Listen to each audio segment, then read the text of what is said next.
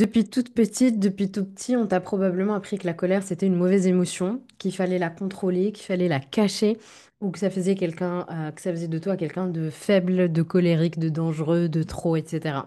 Peut-être même qu'on t'a dit ne crie pas, ça sert à rien, tu exagères. Les filles sages ne se mettent pas en colère. Un homme qui se fâche, c'est violent. Résultat, beaucoup d'entre nous, je m'inclus aussi dans le lot, avons appris à refouler la colère, à sourire alors que ça brûle à l'intérieur, ou au contraire de ne pas savoir gérer cette colère et de la laisser s'exprimer et devenir dangereuse pour soi et pour l'autre. Minimiser cette colère-là. Pourtant, la colère est fondamentale, elle est tellement importante. Et l'épisode d'aujourd'hui va t'inviter à changer ton regard sur la colère et à voir à quel point elle peut être ton allié. Donc, on va voir un petit peu ce qu'est la colère, ce que j'en pense, comment elle se manifeste dans ton corps, évidemment, les croyances toxiques qu'on t'a transmises à son sujet, ce qui peut se passer en toi quand tu refoules ta colère, et pourquoi, au contraire, une colère saine est un moteur vital pour toi. Parce que la colère, loin de te détruire, c'est une boussole, c'est une protectrice, c'est une force incroyable dans ta vie. Et si tu regardes cet épisode avant le 5 octobre, je t'invite à rejoindre le Breathwork collectif sur la thématique de la colère le 5 octobre à 10 heures heure française. Si tu vois cet épisode après le 5 octobre, tu peux toujours avoir accès à cet épisode en replay si tu n'as aucune contre-indication pour faire le Breathwork. Qu'est-ce que la colère? La colère, c'est une émotion primaire, comme la joie, comme la tristesse, comme la peur. Donc, elle fait partie de notre équipement humain de base. Elle n'est pas là par hasard. La colère, elle a une fonction biologique, elle a une fonction psychologique essentielle. Donc, l'émotion, c'est energy in motion. Donc, c'est l'énergie en mouvement. Et la colère, tout comme la tristesse ou autre, c'est de l'énergie en mouvement. Quand tu ressens de la colère, ton système sympathique, ton système nerveux sympathique, celui qui est celui du fight-flight, donc qui est responsable du fight-flight, la fuite ou le combat, il va s'activer. Donc, c'est là où ton cœur il va battre plus fort, tu vas avoir peut-être des rougeurs dans le visage, tu vas avoir de l'adrénaline qui va être libérée, tu vas avoir les muscles qui vont se détendre, etc. Pourquoi? Qui vont se tendre, pardon, parce que la colère, elle prépare ton corps à l'action. La colère te donne l'énergie de dire stop. Elle te donne l'énergie de mettre une limite. Elle te donne l'énergie de te défendre. Sur le plan psychologique, la colère, c'est un signal qui t'indique qu'une de tes valeurs, un de tes besoins, une de tes limites a été transgressée, a été bafouée. Tu es au travail, tu proposes une idée en réunion, par exemple. D'accord? Tu vas avoir quelqu'un qui va venir t'interrompre. Puis reprendre ton idée comme si c'était la sienne. Tu vas ressentir de la colère. Tu vas ressentir quelque chose. Tu vas commencer à bouillir de l'intérieur. OK? Et c'est en fait juste ta colère qui te dit c'est pas juste, te laisse pas faire, interviens, tu mérites reconnaissance, respect. Et ça va te pousser à, si tu la laisses faire, ça va pousser à t'exprimer, à te dire oh oh oh, calme-toi, c'est mon idée. OK? Et la colère, c'est pas forcément exploser et casser la tronche à ton collègue qui t'a pris l'idée. La colère, elle peut être vraiment très calme finalement. OK? Et la colère, elle n'est pas problématique. La vraie problématique pour moi, c'est qu'est-ce qu'on fait de la colère. Parce que quand tu exploses, évidemment, puisque t'as tellement pressé, pressé, pressé que tu exploses, bah, tu blesses l'autre, tu te blesses toi-même. Tu as un dragon qui brûle tout le monde sur son passage, c'est pas le but. Quand tu refoules la colère, tu vas te blesser toi-même. Mais si tu écoutes la colère, si tu écoutes le message qu'elle a à te dire, si tu comprends l'alerte qu'elle vient te donner, l'invitation c'est l'invitation à une action qui est juste pour toi, qui est équitable pour toi. Donc, est-ce que tu l'écoutes, ta colère? Il y a beaucoup, beaucoup de croyances toxiques autour de la colère. On a peur de la colère. Dès l'enfance, on nous transmet des croyances hyper toxiques sur la colère. La colère, c'est mauvais. Si t'es en colère, tu perds le contrôle. T'es quelqu'un de méchant, on va pas t'aimer. Les femmes, évidemment, en colère sont des femmes hystériques, n'est-ce pas? Donc une femme qui cherche à mettre des limites saines, qui cherche à dire non, etc., elle est juste folle, elle est juste hystérique, n'est-ce pas? Les hommes sont violents, etc., etc. Donc en fait, ce qui fait que beaucoup d'adultes vivent avec une honte profonde de leur colère. La colère, c'est une émotion qu'on n'aime pas. On vient souvent me dire, je veux juste me débarrasser de la colère. Pourquoi tu veux te débarrasser de la colère si la colère, elle vient te dire quelque chose? Pourquoi ne pas juste l'écouter? Pourquoi la refouler?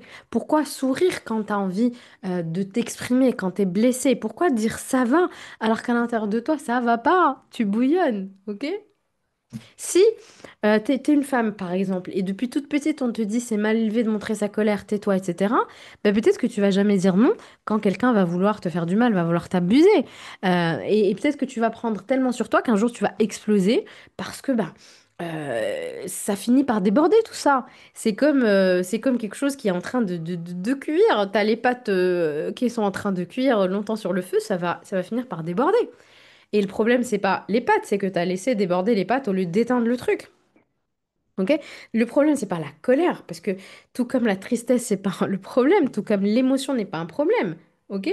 Le problème, ce sont les croyances qui t'empêchent de la reconnaître, de l'exprimer sainement. Alors, qu'est-ce que tu refoules? Qu'est-ce qui se passe quand tu refoules ta colère? Ok? Quand t'as pas appris à l'écouter, quand tu la caches sous le tapis, quand tu la mets loin, quand tu t'en dissocies, qu'est-ce qui se passe vraiment? Évidemment, ta colère, elle disparaît pas par magie. Ça, tu es d'accord avec ça. Elle va s'infiltrer à l'intérieur de toi et elle va peut-être se retourner contre toi. Elle va peut-être se retourner contre les autres. Donc, de la colère euh, refoulée, ça peut emmener à des troubles physiques, de la tension musculaire, des migraines, de la fatigue chronique, des troubles digestifs, etc. Intestin irritable, RGO, voilà, tout ce qui brûle, toutes les maladies en IT où il y a de l'inflammation, tendinite, etc. Donc, la colère retournée contre soi, ça devient de la dépression, du burn-out, de la colère, de la honte, de la culpabilité, etc. Donc, la colère qui est évacuée dans les mauvais canaux, ça provoque euh, justement des choses négatives. Ok, des critiques constantes, tu te critiques tout le temps, tu es hyper irritable, tu es même cynique. Quelqu'un qui dit toujours oui, oui, oui, oui, un jour il va finir par craquer, un jour il va finir par exploser contre son conjoint, contre lui-même, contre les autres. Ça va se retourner contre lui et devenir une maladie auto-immune. Alors que le vrai problème, il est au travail. Alors que tu ressens de la colère depuis des mois au travail, mais que tu ne la laisses pas s'exprimer. Refouler la colère, c'est vraiment, je sais pas si tu as déjà essayé de mettre un ballon sous l'eau, mais en fait, le ballon, il ressort, il peut pas rester sous l'eau. Tu vas le faire à un moment donné, mais un certain... mais tôt ou tard, en fait, le ballon, il remonte à la surface. Et souvent, quand il remonte, en fait, il t'éclabousse et c'est un peu violent. Et bien, la colère, c'est un peu la même chose. La colère, pour moi, elle est saine. La colère, selon l'image que j'ai d'elle, alors qu'on a toujours dit que j'étais quelqu'un de colérique, que je criais trop, que j'étais hystérique, que j'étais folle, etc. J'ai vraiment cru tout ce narratif. Aujourd'hui, ma colère, je l'adore. Parce que quand la colère, elle est là, ça me pousse à prendre des actions qui sont justes pour moi. Pas des actions forcément faciles, mais des actions qui sont justes pour moi.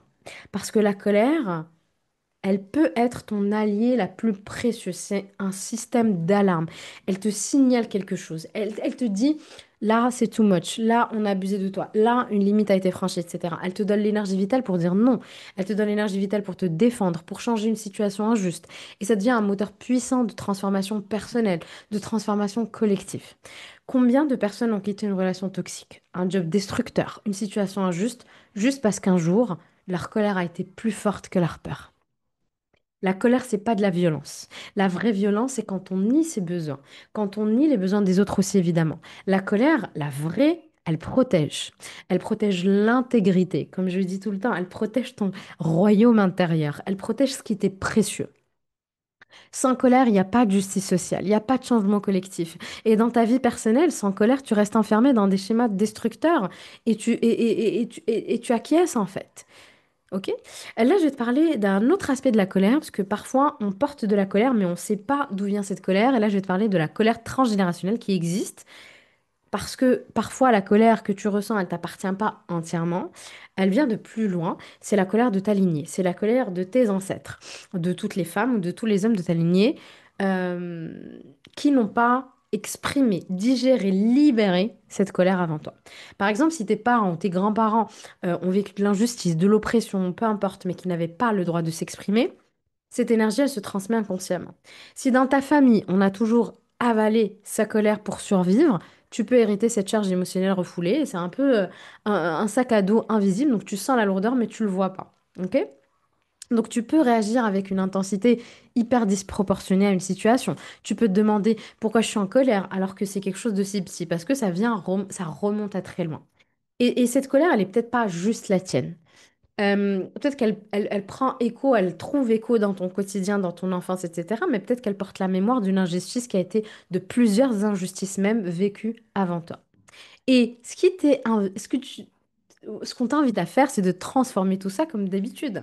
Ok? Parce que quand tu accueilles et que tu libères ta colère, tu guéris pas seulement pour toi, tu guéris aussi pour ta lignée, tu brises un cycle, tu rends à tes enfants ou aux générations futures une énergie qui est plus légère, plus libre. Ok? Et c'est pour ça que je dis tout le temps, travailler avec la colère, c'est aussi finalement un acte de guérison transgénérationnelle. Parce que tu n'es pas seulement en train de te libérer, tu es en train de libérer toute une chaîne d'histoires, de blessures, de silence. Et la colère, elle est vraiment sacrée. Et je t'invite à voir l'aspect sacré de cette colère. C'est exactement ce qu'on va voir le 5 ou en replay si tu veux nous rejoindre en replay si tu n'as pas de contre-indication. La colère, c'est une force de vie, c'est une force de mémoire, c'est une force de réparation. Alors, comment on fait pour apprivoiser cette énergie sans qu'elle nous détruise, sans qu'elle détruise les autres? Déjà, premièrement, l'accueillir. Donc, au lieu de dire je vais pas être en colère, dis-toi, ok, quel message ma colère a? Qu'est-ce qu'il y a comme besoin derrière? Quelle limite a été franchie? Qu'est-ce qui n'a pas été respecté? Ensuite, ramène du mouvement, parce que la colère, c'est du sympathique. Il y a besoin de bouger, ok? De la marche rapide, du shaking, de la respiration, de la danse, du sport, du breathwork, peu importe, ok? Libère cette colère via le mouvement. Ensuite, écris la colère. Donc, tiens un journal de colère. Écris sans filtre ce que tu ressens, ok? Tu peux ensuite déchirer la feuille si tu veux, la brûler, peu importe, mais sors cette colère de toi, ok? Et ensuite, transforme-la avec des pratiques thérapeutiques. Donc, l'EFT, pour désamorcer la charge émotionnelle. Ça va être l'épisode juste après qui va venir. Ça va être une séance de FT par rapport à la colère pour t'aider. Le breathwork, donc fais des séances de breathwork, plusieurs séances de breathwork, même si finalement la thématique c'est pas la colère. Le breathwork va beaucoup t'aider avec la colère. Les personnes qui pratiquent le breathwork avec moi souvent ressentent de la colère qui monte, on frappe dans des coussins, on hurle dans des coussins, etc. Donc il y a vraiment de la charge sympathique qui sort dans les breathwork. Donc n'hésite pas à en faire. Et évidemment, toutes les pratiques somatiques de je tords un torchon, je pousse un mur, je fais de la boxe invisible, etc. Tu trouveras 54 pratiques dans mon oracle apaisé, l'oracle du corps apaisé. Donc, pour apaiser son corps, il y a des pratiques somatiques. Évidemment, tu as des pratiques pour apaiser ta colère et exprime-la consciemment. Donc, la colère, elle n'a pas besoin d'être refoulée, elle n'a pas besoin d'exploser non plus. Il y a besoin de l'exprimer avec clarté. Et tu peux te dire, euh, quand tu me parles comme ça, je me sens en colère. Donc je ne suis pas la colère, je ne suis pas colérique, je me sens en colère. La colère me traverse, une émotion comme une autre, et j'ai besoin de respect. Au lieu de hurler à quelqu'un, tu m'écoutes jamais, tu peux dire, bah là, je suis en colère parce que tu viens de me manquer de respect. Donc ne me parle plus sur ce ton. Et ça, c'est de la colère mature. C'est une force qui protège. C'est une force qui ne cherche pas à te nuire finalement. D'accord? Donc retiens bien que la colère, c'est pas ton ennemi, qu'au contraire, elle est ta boussole. Qu'elle te montre ce qui compte vraiment pour toi. Elle t'aide à poser tes limites. Elle te rappelle que tu es vivante, que tu as des besoins, que tu mérites d'être respectée. Ok, ça vient te dire, eh oh, là, c'est pas ok là, en fait. Donc, pose-toi la question de est-ce que tu as le droit d'être en colère? Et si c'est si t'as pas le droit, pourquoi en fait? D'où ça vient? Ok? Et surtout, qu'est-ce que ta colère essaie de te dire? Donc, si cet épisode t'a parlé, partage-le, abonne-toi et surtout dis-moi en commentaire quel est ton rapport à la colère aujourd'hui. Est-ce que c'est ton ennemi? Est-ce que aujourd'hui tu commences à la voir un petit peu comme une alliée? Et si tu veux aller plus loin dans ce chemin de réconciliation avec tes émotions, évidemment, je t'invite à découvrir mon programme Tu as anxiété pour réguler ton système nerveux et surtout le breathwork pour libérer les émotions. Merci d'avoir partagé ce moment avec toi et rappelle-toi, la colère n'est pas là pour te détruire, au contraire, elle est là pour te guider. À très vite.